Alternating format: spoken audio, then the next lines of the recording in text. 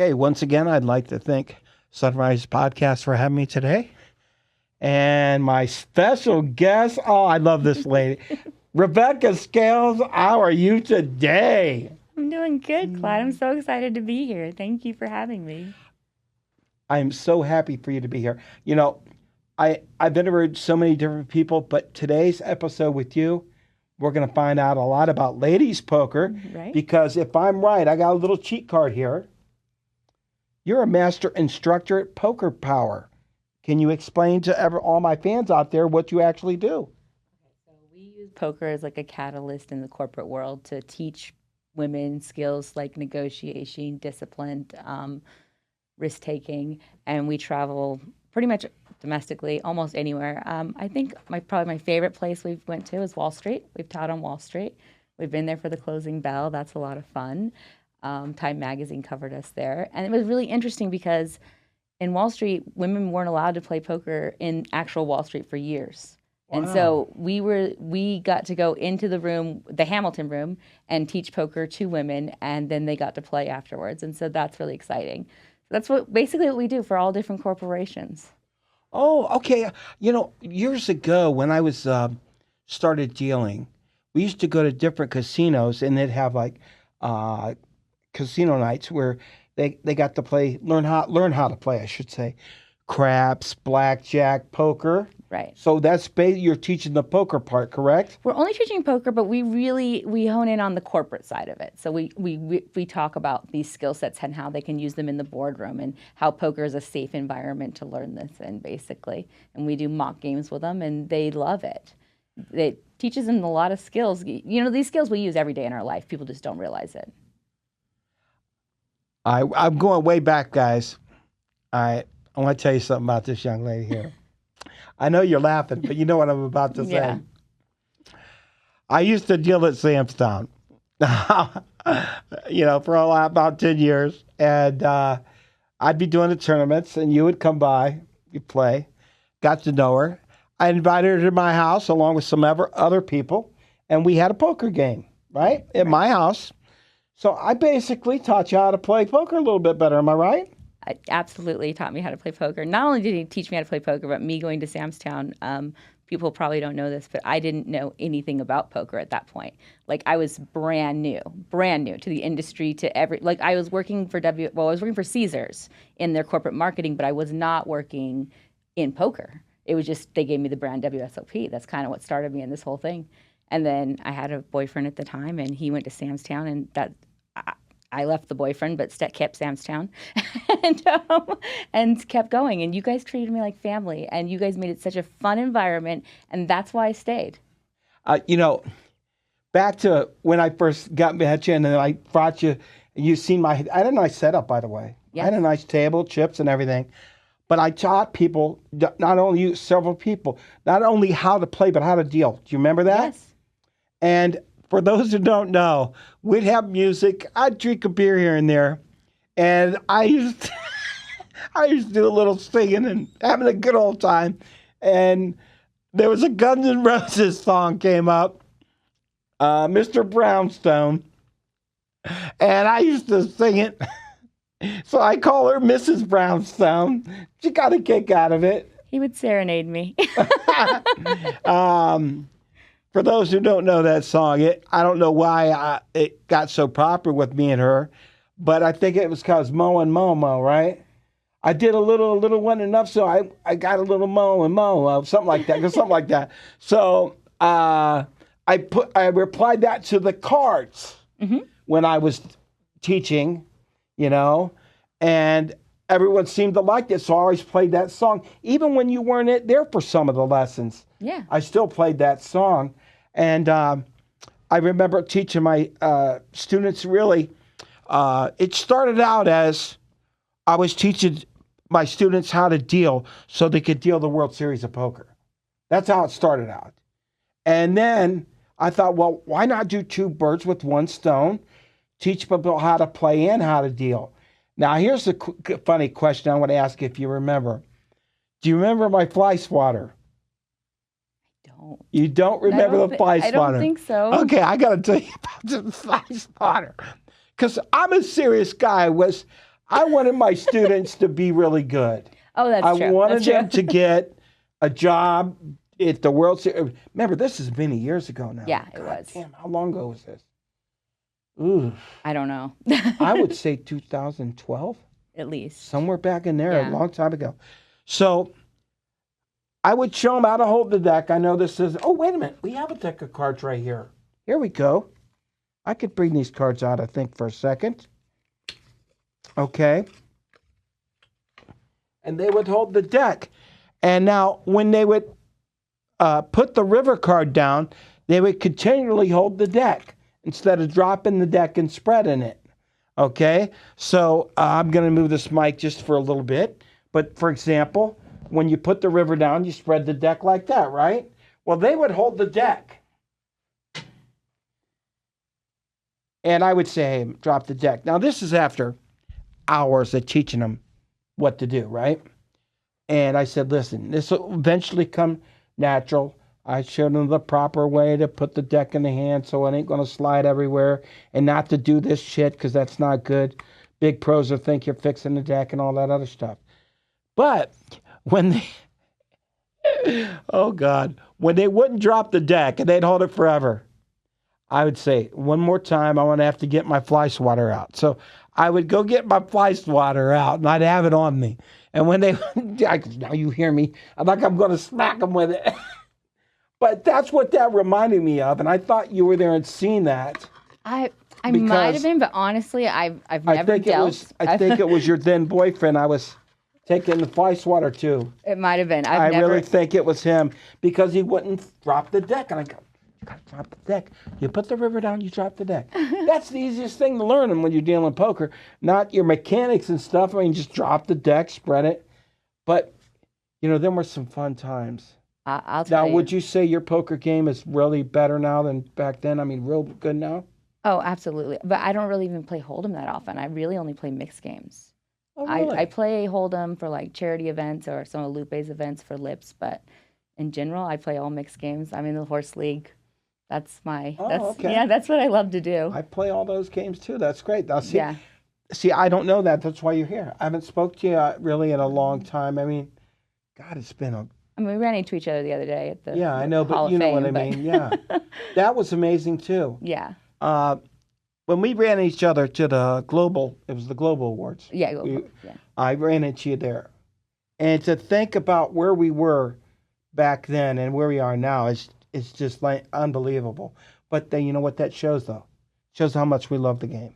Right. Right. Yeah. I mean, it's changed my life like you wouldn't believe, and I get to deal to the big pros, and not only am I dealing to them, I'm watching and I'm learning from them. Whether they know that or not, I think they know now because I've told them 100 times, but that's the case. But, when I was teaching all those people how to play and how to deal, I mean, I just loved it. You remember that? Yeah. I mean, it was just the passion that I had for poker, and I really enjoyed it. Now, the guy who taught me how to deal was Glenn Deno, and he worked for years at the Mirage. Mm. And he taught mechanics and everything. So I learned from a good teacher. And I tell you what, when I think about how far I've come, it's just like when you're a parent, okay? You're learning to be a parent. And you actually learn all the way through to their teenage years because it's just stuff that you got to do. And your kid, you got to teach your kid the right manners and everything. Well, in poker, it's the same way you learn. And the more you learn, the better you get as a player. Same as a parent. The more you learn being a parent. I mean, for example, when you first had your kid, do you really know the right way to wipe their butt without getting them, infected? Right. You know what I'm saying? Someone taught you that way. And it's the same with poker. Yeah. Now, the great thing about poker is everybody plays differently.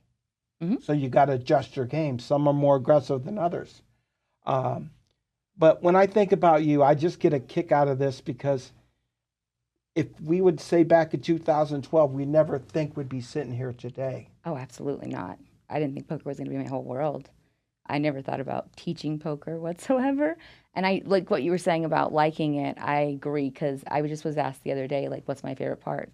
It doesn't really matter where I teach, but it's when that light bulb goes off. It gets really exciting. You can tell, you can see the difference. Now, I don't deal. I mean, I deal at the table when I'm teaching, but I do not call myself a dealer. That would be mean to all of you guys. I'm a horrible dealer. Like, that's not my thing. So I don't deal. Um, Another thing I want to bring across, you're with a media group called The Real Poker Girls. Well, let everyone know about that if you would. So I own that. I co-own that with Tatiana Fox, who's amazing. She's my best friend, but she's also my business partner. And underneath that, we have Women's Poker News, and we have The Real Poker Girls, which is also a podcast, Real Poker Girls Las Vegas, and we actually franchise that to Real Poker Girls of London, and KJ and Lydia run that over there for us. Yeah, and they film it at the Hippodrome, so that's really exciting for us, right in the middle heart of London. And I flew there and helped kick it off. We have 2 more episodes coming out soon. I don't know who the guests are. I wish I did. I'd tell you, but we just filmed, or we're releasing ours today, I think, for Jeannie. Or maybe yesterday it came out for the Poker's Las Vegas. Wow, then you're traveling the world now. Yeah. Oh my God, Yeah. you lucky thing, you. Yeah. Oh. So when you think about, like we've talked about, how you are now and how you were then, what do you see in the future? What do you think more else you're going to do with poker? We're shooting big. You're big right now? Yeah, no, we're shooting big. Like Yeah. we're thinking about doing some television stuff. Like I said, we have the media company, but we do a lot of influencing. I don't know if you've seen my TikTok, but I have. yeah. So that's been under our media property too, is TikTok, and I've really taken that to heart. Like I've learned everything I could possibly learn about TikTok, and I kind of made it a mission to do, and I've done pretty well at it. And so I've been asked to be I work with. Well, I actually work with TikTok as an advanced creator for them, but I also work for an AI company who has made like a character of me and does all this cool stuff, and they are fully aware of my poker stuff, and they're kind of helping back all that. So it's really fun. Oh, that's awesome stuff. Yeah. Wow. So I kind of went a little more mainstream, a little bit like you. Well, when I think about where I first started out, being at Sam's Town, I was still animated there. I mean, you know that. I used to go around and photobomb everybody. I think I even photobombed you a couple of times. Oh, sure. But they got a kick out of me doing that. And Clyde, you sang me happy birthday. Like, you guys got me a cake. Like, you guys were amazing to me.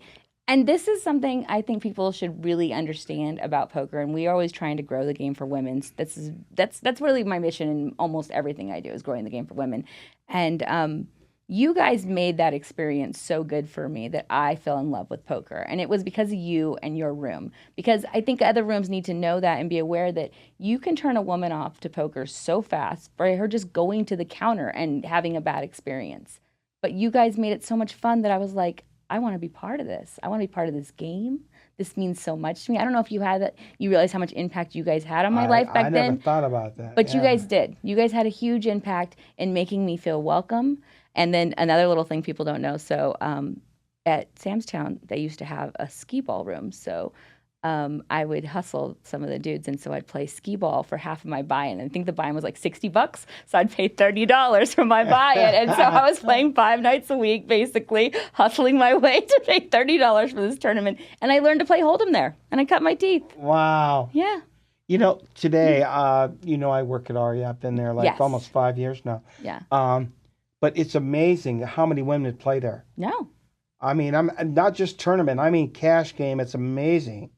And they're there every day. They're doing it for a living. So more and more women are playing poker. I mean, a lot more than what used to. I mean, I've seen it grown so much. So that's when I first was meeting you. You actually had a woman dealer for you that worked there with you. And she told me I needed to go meet Lupe Soto, who was running Lips at the time. I went to an event at the Orleans, and I played that, and I went up to her and I was like, hey, I want to be more involved. I'm like, I'm really thinking about poker. I go, I work for Caesars. I go, I don't they're not really marketing women, the WSOP. This was my question to her basically. And she's like, hey, we're getting ready to start the Women's Poker Association. Like literally had just started it. And she's like, would you like to be on our board? And I'm like, I don't barely even play. And she's like, you're exactly what we need. And so she did the same thing to me and she brought me in under that. And the rest is kind of history, but like that's been my path ever since then. So I was kind of, can't say I was a founding member, but I literally came right after they started the board of WPA. And I am a founding member of the international division because we started the international division about a year ago. And so we have it all over the world now. So it has grown. We've had a real push to make it grow. Yeah. So women out there watching this, here you go. What would you suggest they do to join can they join you? Join WPA. Yeah. WPA is free. Go to WPA.poker, WPA.poker, or on Facebook. And yeah, I think it's WPA. I want to make sure I'll put it on I'll give you my things. Okay. But yeah, you can join that for free. Anybody can join that. And that's just an association. We do not put on tournaments. We just literally celebrate women and push them forward. We have advocates all over the world.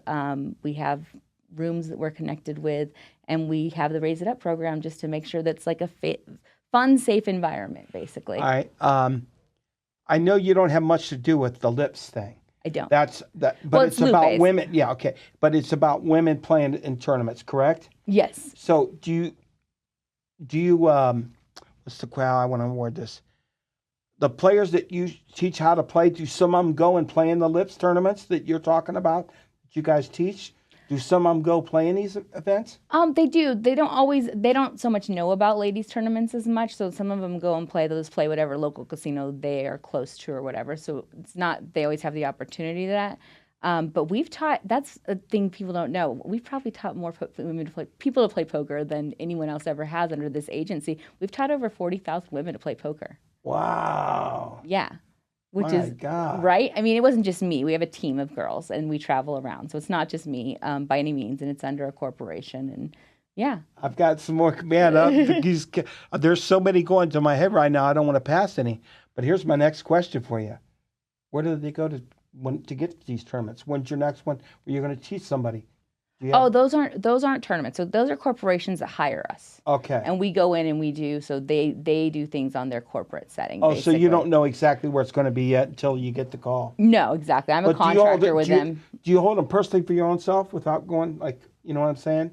No. So this is Ginny Just owns this company. She's a billionaire, self-made billionaire. She's a woman, and she owns a company called Peak Six, and she got really involved in poker because her daughter lost a tennis match, and her dad said she needs to learn to play poker.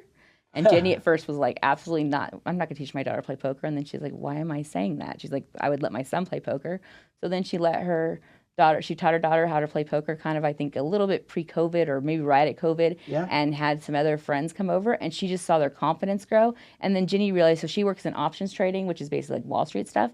And she realized, she's like, this is everything I do every single day in poker with a negotiation, all these skills. She's like, I got to get this to other women so we can get more women into finance, more women taking risks, more women doing more things. We teach at colleges, so I've taught at Stanford and Harvard and Howard, and we go and we teach in colleges. So it's really cool. So we teach a lot of young women poker, and like, wow, it's really exciting.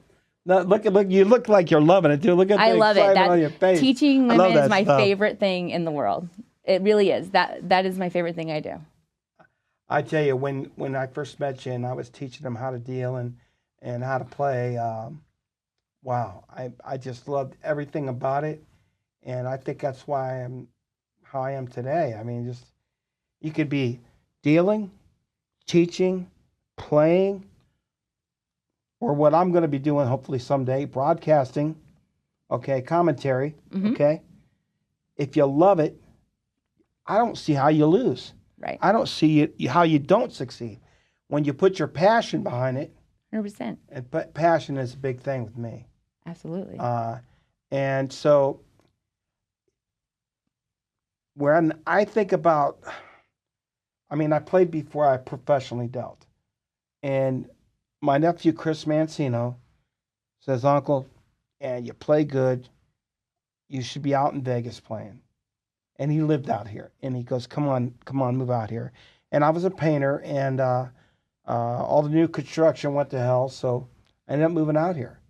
And it's changed my life like you would not believe. I mean, it's taken me a while to get to where I want to be, but I feel like I'm getting there now. And it's all about not letting anything bother you to where you want to be. I mean, I'm sure you heard about my heart attack and all that. Yeah. I mean, that put a damper on things last year because I was going to play the main event again. But, you know, I'm not. Look at me. I've got my skin color back. I think I'm looking okay. You look great. I mean, but that's what I mean. I'm not letting nothing bother me. I mean, I work out to try to get back in shape to where I still get winded every now and then. I don't even know why, but the love and the passion just keeps me going forward and going forward. And I'm sure, I mean, you haven't had a heart attack, but your passion makes you even want more. Am I right? I mean, right. I mean, it's just amazing what this just the game of poker is what's done for me. No, it's changed my world, and I say that all the time. Poker has literally that was not my path. I have a master's degree in human resources. I was not planning to be in poker. I did not move to Vegas for poker. Had nothing to do with me. But I met amazing people, and I found a niche, and I was like, you know what? I want to get more women playing this game because I think this game is a life changer. Like, as far as like, it got me through a divorce. It taught me to be stronger. It did teach me to be better in business. And I own my own business that has like all these brands underneath it now. So, you know, when I met you, well, not I didn't meet you, but when I seen you at the Global Awards, my big boss invited me to go there, and I was on the show Queer Eye. Yeah. Okay. Did you see it, by the way? I did. Yeah, it was hard to do, really, and the whole world know about you. And funny part is, I had no idea you were on it. I got from some of my friends that are outside of poker. They're like, "Hey, there's this dealer on Queer Eye. Do you know him?" And I was like, "I don't know." And I was like, so I went to my friend's house and was watching it, and I was like, sure as shit do I know him. I'm like, I know him very well. I've been to his home. I've been to the home he lives in now. I'm like, yes, I know him very well. I was like, oh my gosh, Clyde, that was really. But it wasn't easy for several reasons. Number one is I just got out of the hospital. I mean, when we did the taping, so I didn't have a whole lot of wind. And then to tell everybody about your life secrets and story, that was the hardest part because a lot of people didn't know. I look at my new teeth now. A lot of people are like, man, I didn't even know you had a teeth problem because I kept it hidden. Yeah. I smiled like this. Mm-hmm. I never smiled like this, ever. So it's weird that I'm able to, but I always smiled. Now, don't get me wrong, but no one knew that my daughter jumped up in my arms when, you know, many years ago and broke the nerves in my front teeth, and that's basically what happened. A lot of people didn't know that. Back when I saw you at the Poker Global Awards. When I first walked in there with my boss who invited me, they pushed us right over to I got the pictures, right over to the big screen. They're taking our pictures. Everyone's trying to talk to me like I'm some superstar. And I'm like, what the hell's going on here? I mean, I'm just a poker dealer. But everybody wanted to talk to me. And the one guy, my boss says, hey, this guy wants to interview you. I said, okay. So we go over to the table to try to get in. Now, remember, first time I've been to the Global Awards one other time. But this time I was invited, and I'm sitting there, the guy's trying to interview me, and everyone is coming up, and I don't even know who half of them are. I really don't. Yeah. And they're going, hey, can I have my photo with you? And I'm going, well, how the hell do you know who I am? I'm like, thinking, how the hell do you know who I am? They see me on that show. And cool. That show, Queer Eye, has changed so much stuff now. Well, you were genuine. But that's what everybody's saying. But once again, I'm just a little guy from Lakemore. I really am. And my hometown back home is thinking, golly, this is little Eddie here. They know me as Eddie, too, because my dad's name's You might be a little guy, but your personality is 100 feet tall. Well, thank you, Anya, but this is just how I had a great father. We were honest people, and, I miss my dad. My dad's been gone for a long time now. But anyhow, we finally get this interview. We're doing this interview, and one after another's coming up, and I'm like, what's going on? I don't really know what's going on. I can't believe it. And it came out the other day when I'm just going through checking out stuff. And I was like, are you kidding me? This guy made a write-up about me. And I'm thinking, how does he know all this stuff about me?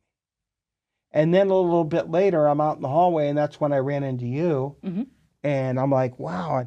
And one person after another is coming up, giving me their card and trying to talk to them. I'm thinking, once again, if you think back to 2012, Right. God, I'm sitting in here with all these people about poker, and I'm just stunned over the whole situation that I'm where I am today when I'm in that room there. Well, just like here now, you can't tell me I thought, well, 12 years I'm going to have my own podcast and it's going to go great. But I want to tell you what jump shooted everything. Rebbecca was being on that show, Queer Eye. Yeah. Now, I want to tell you, when I got on that show, first of all, somebody taped me dealing, okay? And his name was Tyler Nels, and he put it on TikTok, and it had 77,000 views. That's when the producer seen it and got a hold of me. Now, I was like, okay, I'm sorry, but I've never seen your show. I've never seen the show. So they sent me a couple episodes, and I watched it, and I thought, if I do this, it might help my YouTube channel out, Mm-hmm. which is what I like, like what I'm doing now. Like, why not? I'll do it. 10 days later, I have quadruple heart surgery. And they came and visited me. They bet me flowers. They even sat, as I got better, they sit down, play cards with me. And they said, Clyde, we know what happened to you, of course. And if you don't want to do the show now, we understand. But you have time to heal up. We'll just put you on the last episode. So, to make a long story short, they aired it December the, I think, 11th of last year. And all of a sudden, everything was lighting up.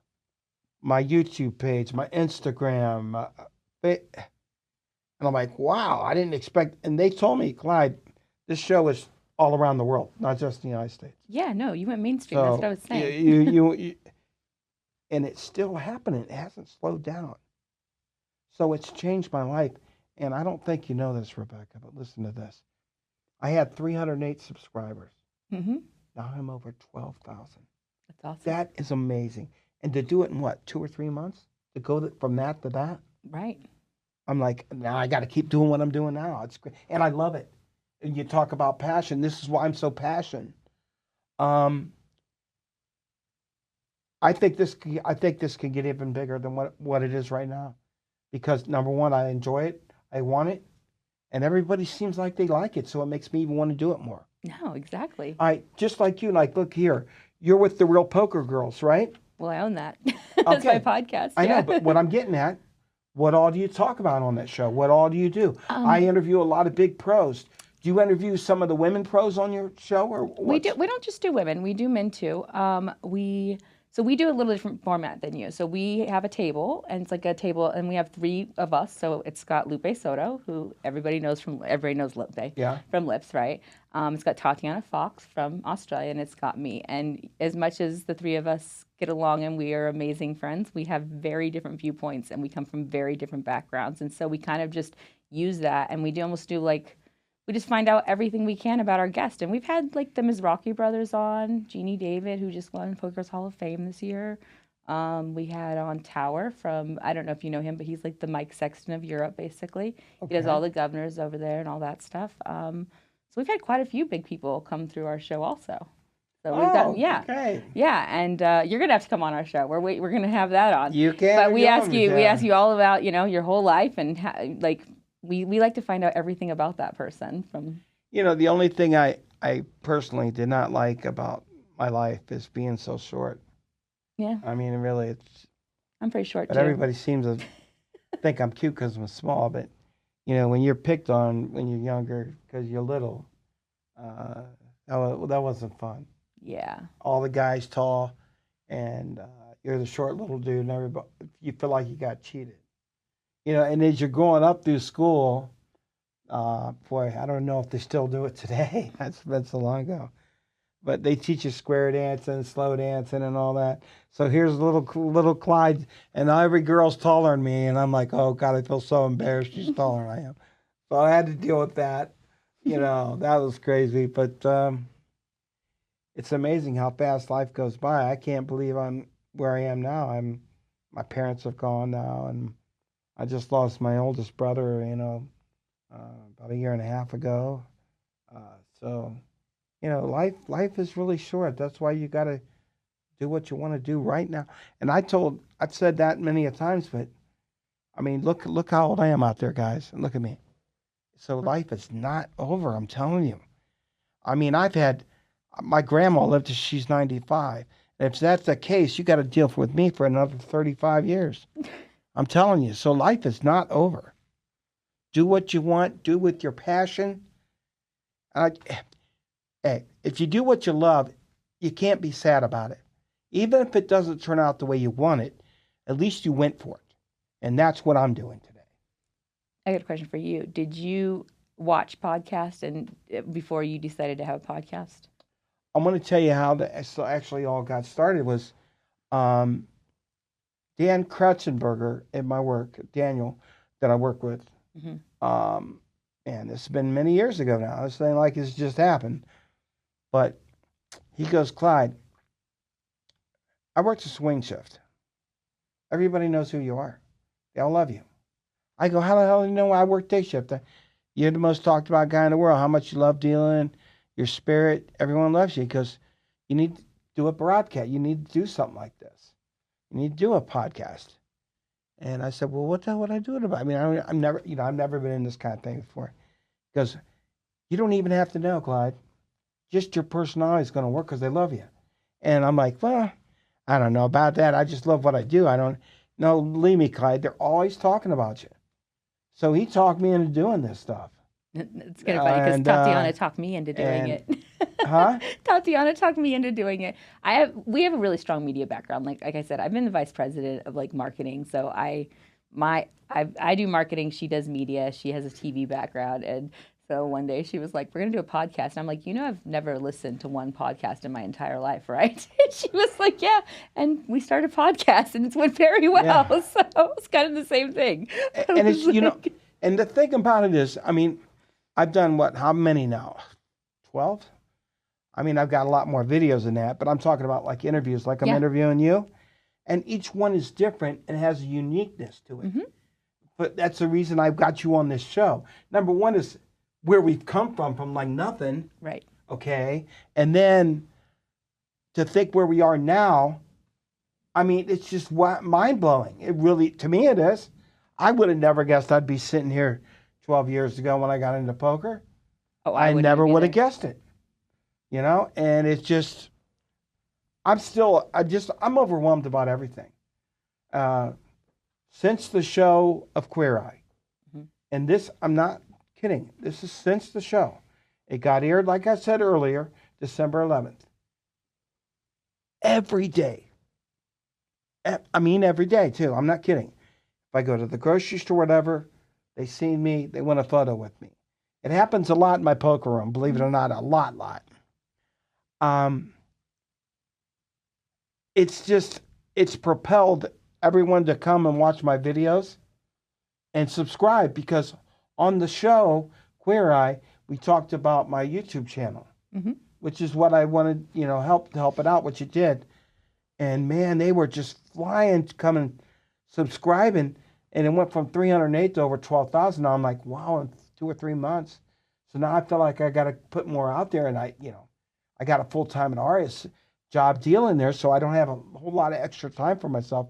But because I love it, it doesn't feel like a job. I just keep doing it and keep doing it. And man, I just think it's going to be fantastic. And a lot of the players, when I deal with the Poker Go studio, and say, Clyde, you need to have your own show. You need to be doing broadcasting, Clyde. Because you are just so enjoyable. Because you need to be getting into that somehow. I said, I'd love to. I would love to do anything that has to do with poker. So I think the sky's the limit for me. I'm sorry, but I do think that. Even though I'm not young anymore. Oh, that doesn't I don't think that matters. I think I've had almost every poker job you can have besides dealing. I worked for WPT with him, and I traveled the world with them too. I worked for Poker News for a hot minute, like 5 seconds. Not very long. Yeah. And then I went and started my own news agency after that. It's literally fun. So are you really busy all the time now? All the like I time. am? I'm busy so much. Like that's why every time you call me and I'm like, you're like, did you? I'm like, I did. I was on a plane. I never. Yeah. I'm constantly going. I just wanted to make sure you're going to show up. No, if I say I'm going to show up, I'm going to do it. I've had one person, I won't name who it is, that wasn't able to make it, and it was the last thing, second thing. But it's okay. I mean, I'm not mad at him. Things happen in life. Yeah. You know, we've all had to do things at last minute that come up, and you can't help it. No, I'll tell you. I told you the first time yeah. you asked me because I was traveling that day. So Well, one of the reasons I wanted you on the show is because, like I said, I mean, when I first taught you how to play poker, I mean, my God, look where you are now.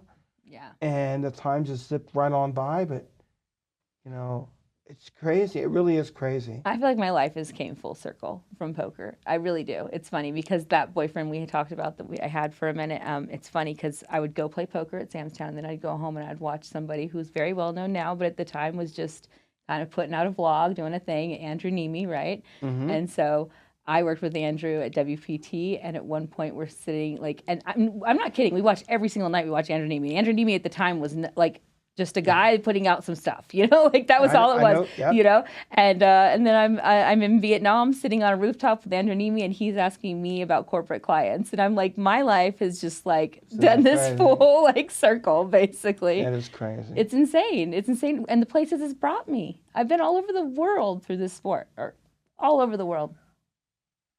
One time, one day it's going to happen. Everyone that comes to the Aria gets to see it live. When I say it, I mean me dealing. Mm-hmm. My passion, it's like I'm running the game, raise, re-raise. They love it when I get excited and stuff like that.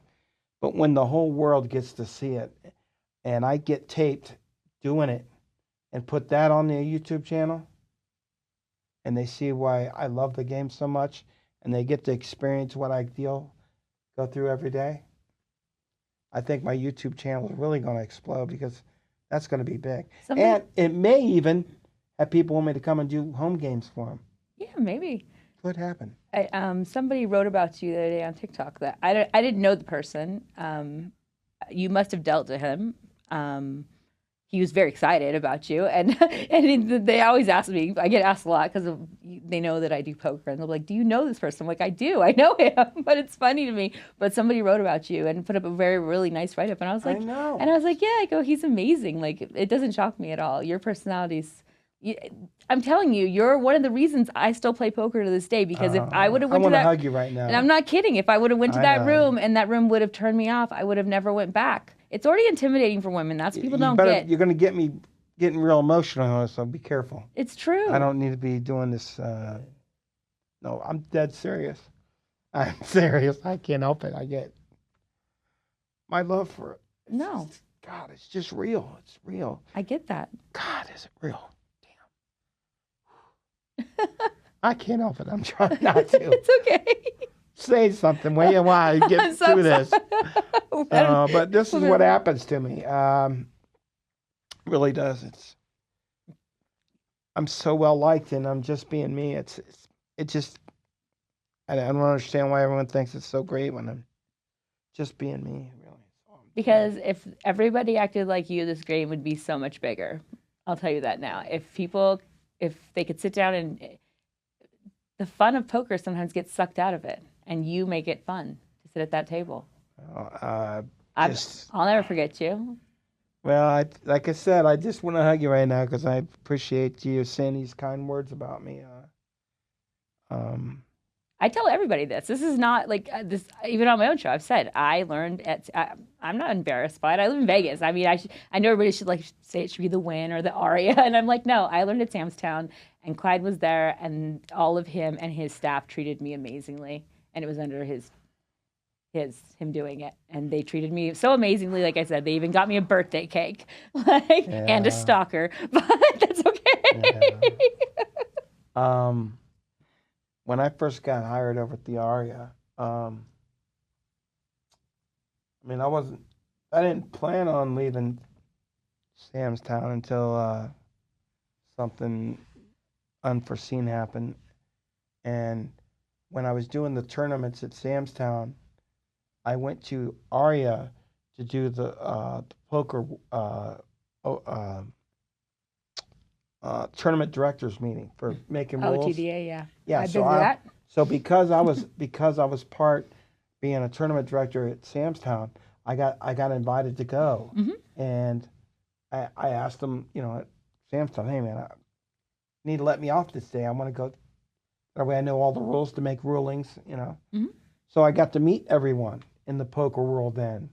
And of course, I would stand up and I'd try to be funny. I'm working down here at Samstown. What a poker room, big. We got 11 tables, like it's a big room, right? So they got to know me. So when I tried to get the job at Aria, they already knew who I was because they met me at the tournament directors roles.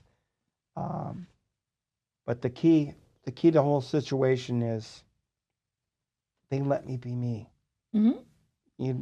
Everyone goes, well, Clyde's spoiled. He does all this talking and stuff, and we're not allowed to do that and all that. And I'm like, hey, it's just my passion. That's all it is. It's just my passion. So they let me be me, and now look where I am now. I mean, it's crazy.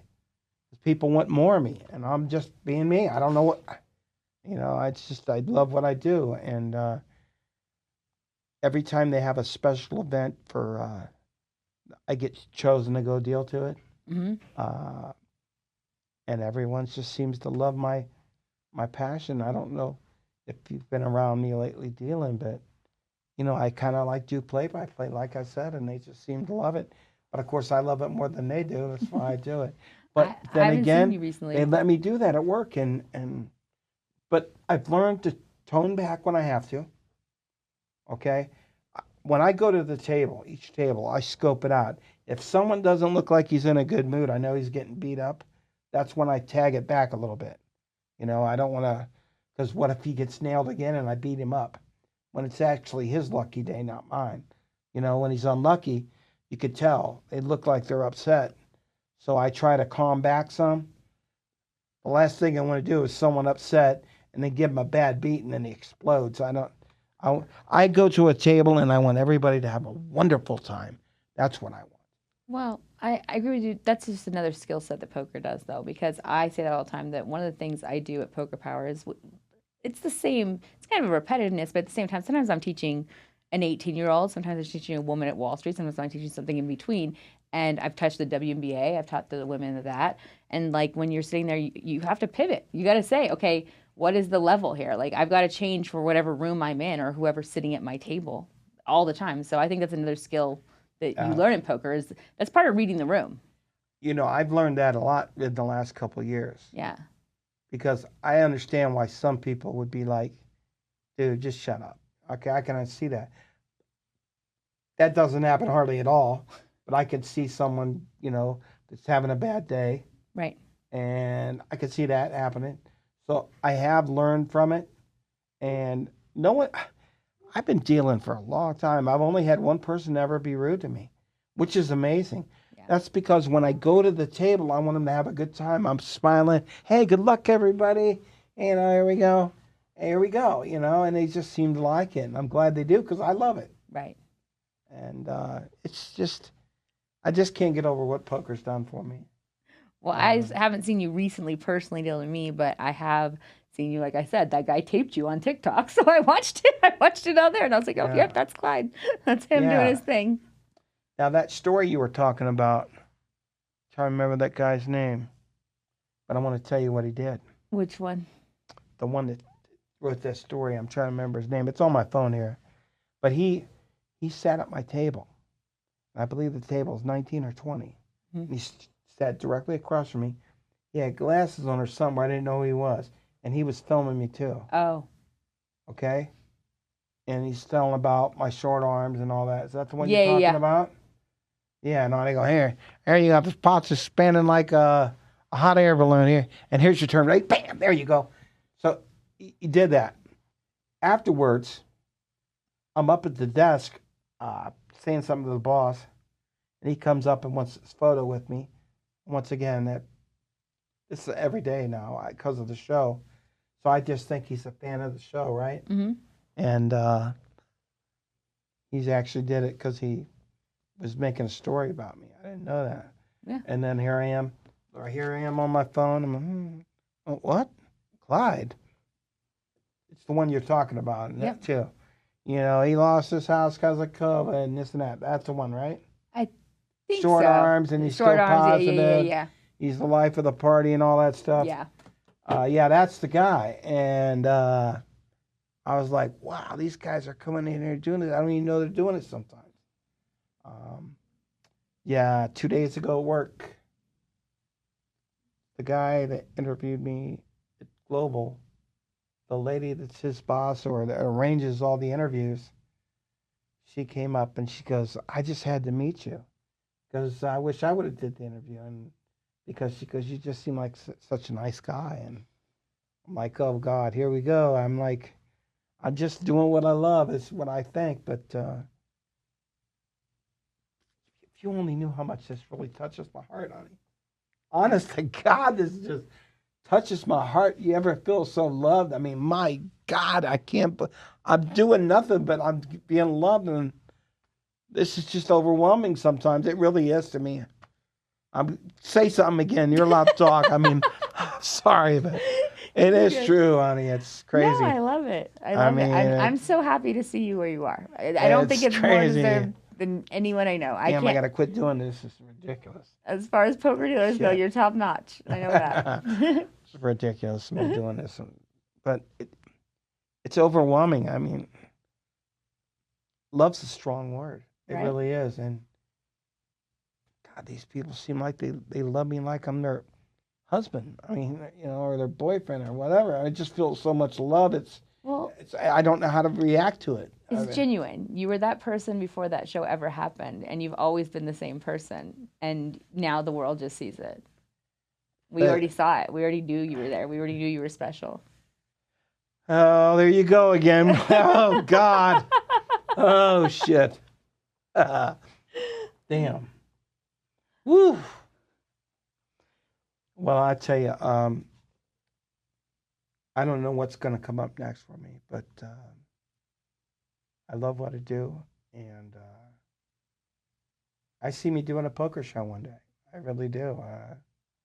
I mean, a real show or doing play-by-play and commentary. I think it's going to happen, and I think once the whole world sees it, it may lead to do multiple shows.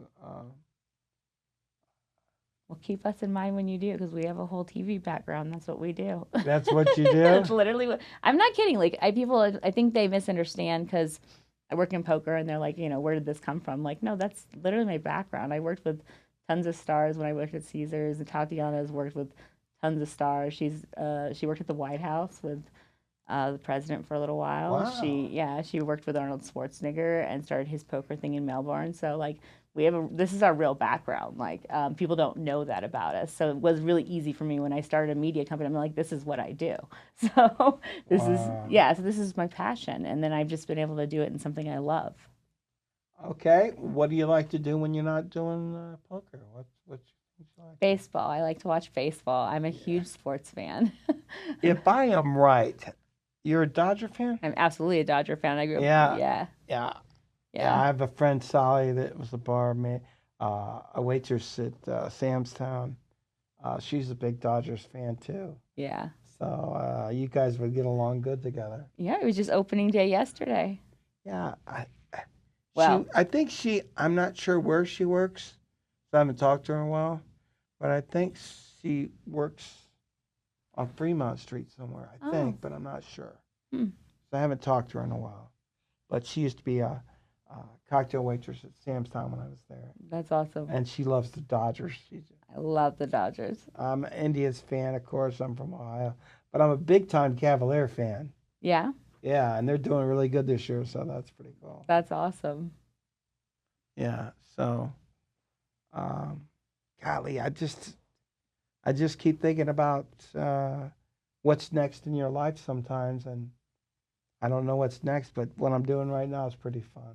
Exactly. Um, We're actually growing more. We're gonna have the Real Poke Girls of Australia next. So it's oh, like turned into a whole brand.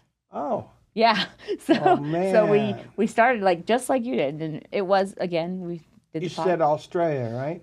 Well, London kind of came about because we were doing our show and we had KJ on, and KJ was the one I actually went to the Global Poker Index Awards with. She's from Poker Stars. She's an ambassador for them, and she was amazing. She's kind of like the woman of. Sorry, No, I'm just. it's kind of like woman of the year basically, and so she's got to do everything, and so she was like, "Hey, we wanted like to do the same type of setting in London," and I was like, "Yeah, let's do it." So it's really good because as women, there's just not a lot of women that do what we do. Wow, Yeah, that's cool. That's so cool. it is. You do it in Australia, you're saying? That's gonna be next. Yeah. I got a friend that was in Australia. His name's Jeff Lzandro. Yeah. No, Jeff. You know who he is? I know who Jeff is. Yeah. Oh, okay. Yeah. Known him a long, long time. I mean, we're not friends, but I'm sure we're Kat's friends with him. okay, but Yeah. I'm pretty good friends with him, Yeah. and I'm sure I could get him on my show when he comes in for the World Series. But he's a good guy. I like that guy. He's a caring guy. But the people that you do meet when you're in this, you know, poker scene, it's amazing who you connect with and how much you learn from them. And I've I met the mean, best people in the world. it's amazing. Um, when I keep thinking about my bosses that already let me be me, if they don't let me be me, people probably don't even know who the hell I am. That they let me be me. And it's just my passion that I have for poker. When I first started doing this, when I first got hired, and I would try to do the play-by-play thing, like, no, can't do that, man. Playing for big money. And I try not to do nothing, but then as I'm dealing, the excitement would start again. He's going to raise, okay? He's made it 200. Raise that's $700 now. See, that's what I do, and they love that. But my bosses at first were like, hey, man. But I adjusted to it like I told you earlier. And I guess the feedback was good enough to them. Like, hey, man, they really like what Clyde's doing. We're just going to let him do it. He tried to stop, but he couldn't, I guess. And you can't when you have that kind of passion for it, I guess. Because I think when you play this game and you sit down and we both know the grind. The grind can be tough, right? Yeah. The grind can be tough. And then you come in and there's just such a light and joy when they get to sit at your table. That's exciting. That's exciting. You're like, Yeah. oh, I remember. I love this game, and I remember why, and I remember the people, and you get to. That's a different feeling, and that's exciting. Several of the pros have told me that, by the way. Yeah. They go, Clyde, you make it a whole different experience because even when we take a bad beat, whether you give us the beat or someone else, okay, if we get the beat and then you show up at the table, you remind us of why we're in this in the first place. Absolutely. Because there's going to be bad beats. You're going to have to deal with it. And there's bad beats in life too, not just in poker. And if you're able to handle any kind of beat, it's going to make you stronger in life, by the way. Absolutely. I mean, what happened to me with the quadruple heart surgery, I wasn't going to let that break me all the way down to where I lost my passion. No, I worked hard to try to get back to full health. And only you can stop yourself if you really don't want to do it or not. And I'm not going to quit doing what I love to do. Me neither. It's just not going to happen. This whole experience of what I went through in the last year, think about it. Mm-hmm. The last year of my life has been unbelievable.